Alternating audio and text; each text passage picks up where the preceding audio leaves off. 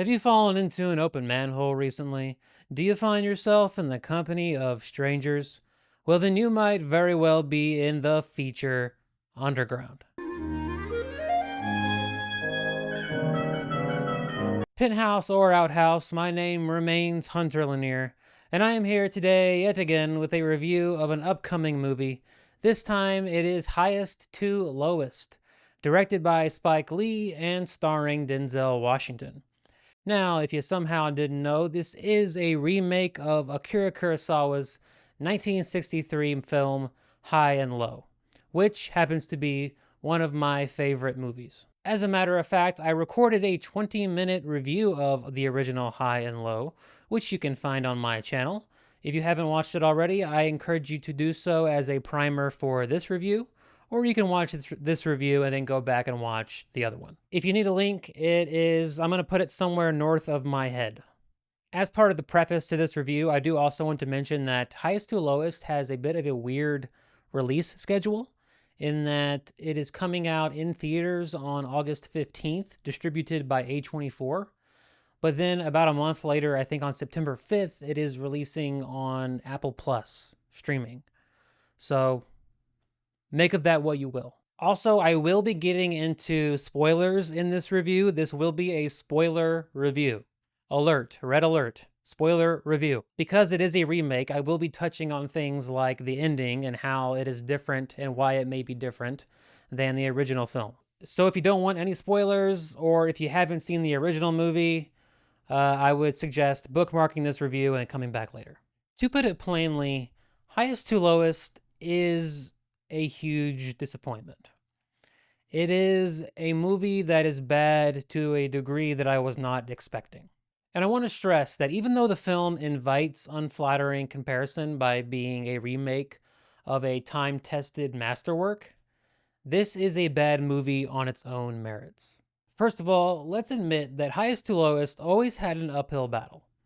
I'm not sure why filmmakers are so intent on remaking movies that are already great. If you are going to take a stab at Kurosawa, I would maybe remake something like Drunken Angel, which I personally think has more room for improvement. It's especially confusing when you watch a movie like Highest to Lowest, written by an Alan Fox, who some research I've done has shown that he's never written a movie before. Anyway, it's confusing when you watch a movie like Highest to Lowest, and it doesn't seem to have any new ideas, or any ideas at all, really. I might better understand the impulse to remake High and Low if the screenwriter perhaps had some kind of ingenious spin on the original story, some kind of kernel of inspiration that finds a new angle to approach the story.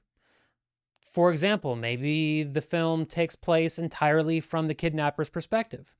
I'm not saying that's a great idea, but it's a new angle, and I thought of it in about 10 seconds. Instead, Highest to Lowest comes across like an assignment, as if someone told this Alan Fox, if this is a real person, to go out and write a modern remake of High and Low, and he didn't want to, but had to pound it out in a weekend to meet a deadline. That's how the film comes across. It's that sloppy and that bereft of creativity. But let's get into the nitty-gritty of why the movie doesn't work. To the film's credit, it doesn't fall into the very familiar trap of being a shot-for-shot remake. This film takes the wiser route of being a reimagining. That's all well and good. The problem is that its imagination kind of sucks, and that it reimagines High and Low into something that is demonstrably worse. It removes the original's unique story structure, the subtle characterizations, the emotional nuance, the visual swagger. It removes all of that. Okay, bold choice to take out all of that really cool stuff. Some of that stuff seems like you might want to leave it in there. But all right, it's you're the boss. Let's see what you got. What does the film replace all of this with? The answer is corny melodrama. Emphasis on the corny. All of the emotional complexity of that original film, all of the technical swagger of that film is strained out for simplified characters, simplified emotions, and a simplified story.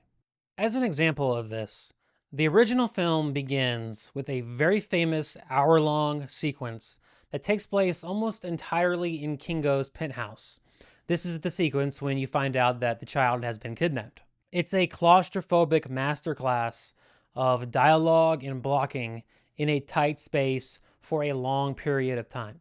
It is a risky and stylistic choice, which puts you both in Kingo's bubble of wealth and comfort that is being assaulted. The calls from the kidnapper seem like they're coming from a totally different world. And Kingo's "the walls are closing in" emotional state. In highest to lowest, this entire hour-long sequence does not exist. Instead, the film uses this opening portion of the movie to introduce you to King. His name is King here, not Kingo. King and his family. You spend time with each one of them. You get to know how likable and perfect a family they are in these horrendously corny scenes that feel like they're out of a 90s sitcom.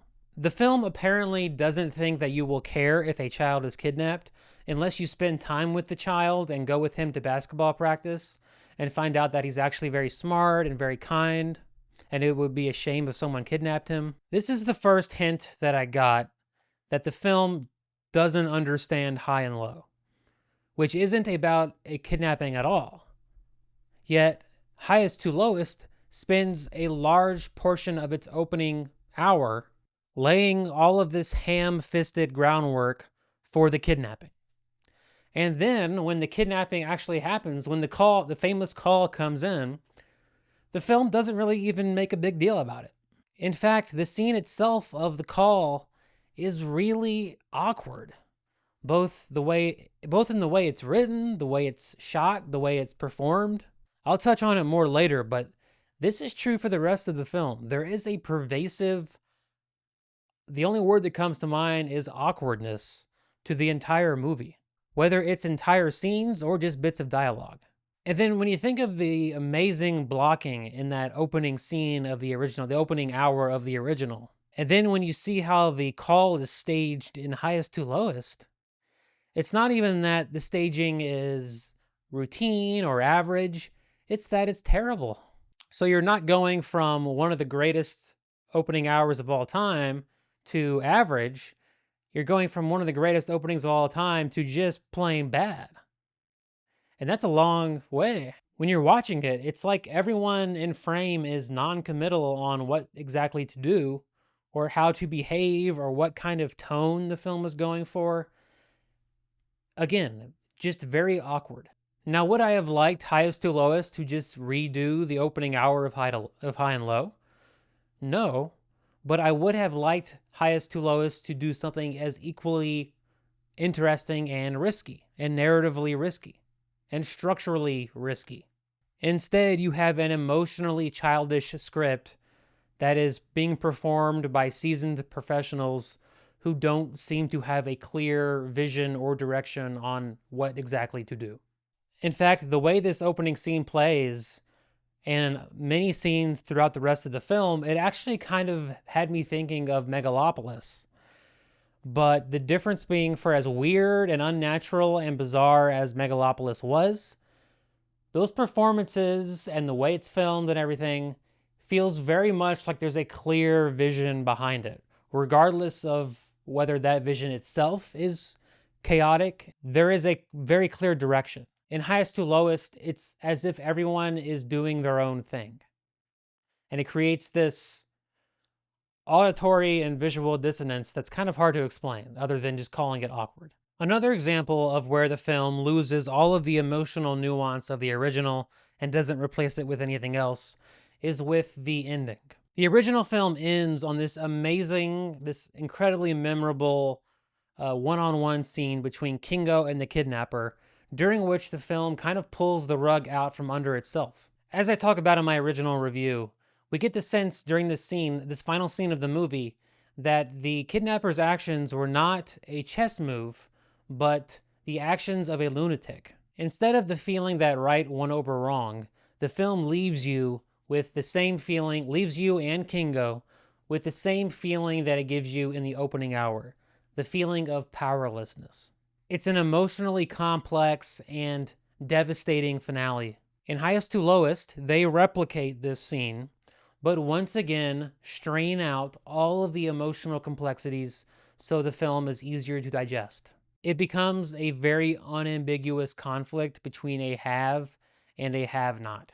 The most you could say is that the film kind of redefines have and have not to not be so much about currency, or I should say not be so much about money, but rather renown.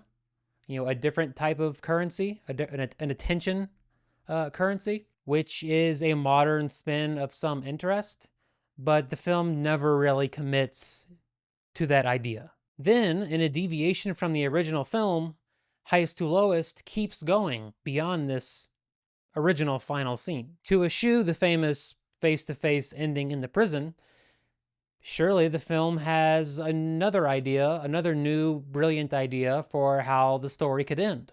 Alas, the final scene is of the family reunited, happily, back in the penthouse full of expensive art pieces and ornate things and jewelry and fancy furniture. And it shows that King's future is once again bright because he is now valuing his family over financial success. In other words, this added scene exists only so the film can have a corny, happy ending, unlike the ambiguous ending of the original, and so it could spoon feed you things that the original respected you enough to put together yourself. Also worth noting is that in the original, Kingo doesn't recover the ransom money in time to have his entire home and possessions foreclosed on. It's a devastating turn, but one that allows him to start anew with a renewed moral compass. This and the one-on-one in the prison give weight to everything that happens in the film.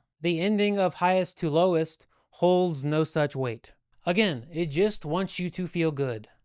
It wants you to feel good so you'll turn it off and watch something else on Apple TV+. It doesn't want you to have to think or to work through any conflicting emotions. Because if you're doing that stuff, you're probably not watching the next thing on Apple TV+.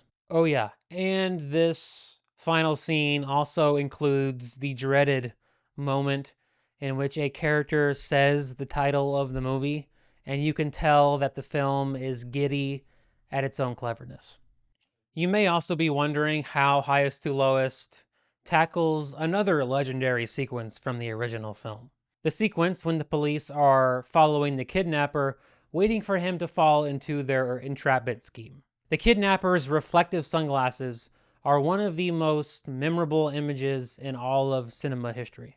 As the police follow him to make sure he falls into their trap, the film changes tone to become this very sexy and 60s cat and mouse game. The whole entrapment plotline is removed from Highest to Lowest, which kind of makes sense for a lot of different reasons. But the parallel police procedural that happens in the original movie, like so many other things in this movie, is dramatically dumbed down. And the cat and mouse sequence here is literally just Denzel Washington flailing a gun around, chasing the kidnapper through the streets, onto a moving train, after which they get into a really stiff fist fight that during the movie I was thinking of Kirk fighting the Gorn, and you never want to think about that when you're watching an action sequence. This entire action sequence, this whole thing is so clumsy and poorly staged and poorly shot,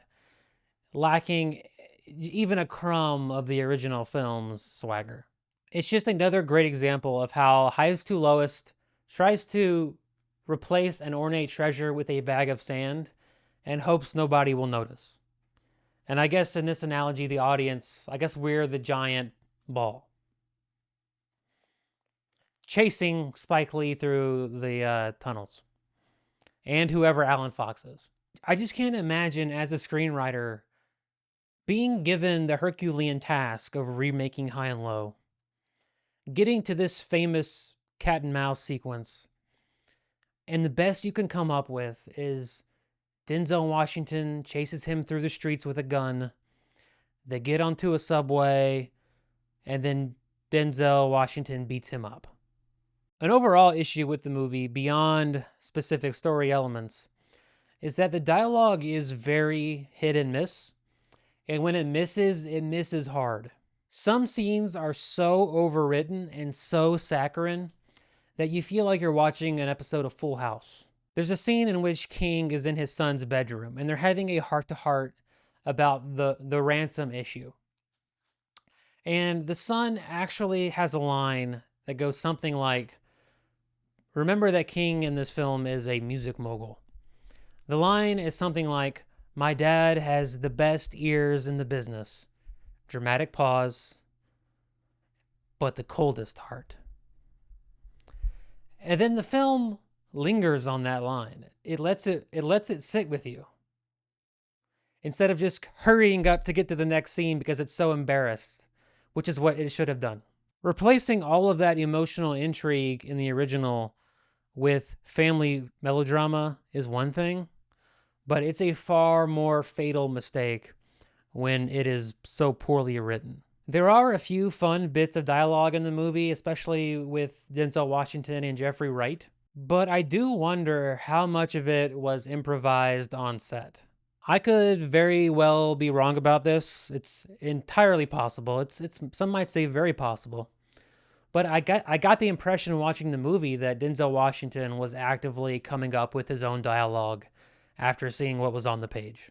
Adding to the general awkwardness that is pervasive throughout the entire film, there are also a handful of moments that are unintentionally funny. My favorite of these is a hilarious moment after King has been faced with the prospect of paying the ransom of someone else's son. He goes into his office, visibly distressed, pacing back and forth, full of inner turmoil. He doesn't know what to do. And then he looks up and with full emotional intensity yells out, "What do I do, James?" Straight to a framed photo of James Brown. It's such a bizarre moment that feels so tonally jarring and weird, and Denzel Washington fully commits to it, that you can't help but laugh. Also, if you're going to seek ransom advice from dead singers, you might want to yell at a picture of Frank Sinatra. On the positive side, yes, there is a positive side. I'm not fully negative. I will always try to find the positives. I did like how the sequence where the ransom money is exchanged is handled. In the original film, if you remember, it takes place on a train. In this film, it takes place on the New York subway. And what makes this scene really unique and interesting and cool is that Spike Lee scores the scene with a performance from the Puerto Rican Day Parade. So you have this Puerto Rican music playing throughout the whole sequence, and then overlaid on top of that is, in the subway car, are Yankees fans chanting, "Boston sucks, Boston sucks." And the Puerto Rican music with the Boston sucks chants are overlaid on top of each other, and it creates this like really cool soundtrack for the whole sequence. See?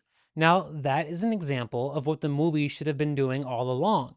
Taking something from the original that was really well done and not trying to up it necessarily, but doing something totally different with it, making it modern and making it New York, making it American, finding a new angle and a new perspective and a new way of doing something that matches the original's originality. Likewise, the film almost did it again because there is a scene, a one-on-one between King and the kidnapper in Highest to Lowest, that actually takes place before the prison scene at the end.